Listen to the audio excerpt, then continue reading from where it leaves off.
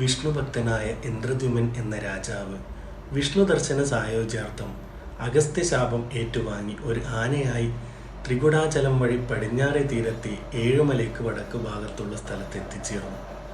അവിടെ നിറയെ താമരപ്പൂക്കൾ വിടർന്നു നിൽക്കുന്ന പാലാഴി സമാനമായ പൊയ്കയിൽ ഇറങ്ങി നീന്തിത്തുടിച്ച് കളിക്കവേ ദേവലൻ എന്ന മഹർഷിയുടെ ശാപത്താൽ മുതലയായി തീർന്ന ഹുഹു എന്ന ഗന്ധർവൻ ആ കരിവീരന്റെ കാലിൽ പിടികൂടി.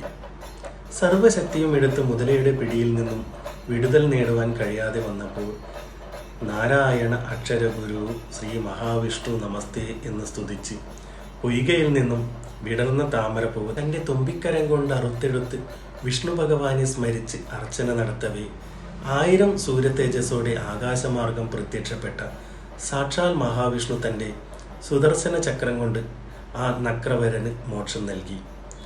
ഗജേന്ദ്രനെ വിടുവിപ്പിച്ച ഐതിഹ്യം നിറഞ്ഞു നിൽക്കുന്ന ഒരു മഹാക്ഷേത്രമാണ് തൃക്കരിപ്പൂർ ശ്രീ മഹാവിഷ്ണു ക്ഷേത്രം.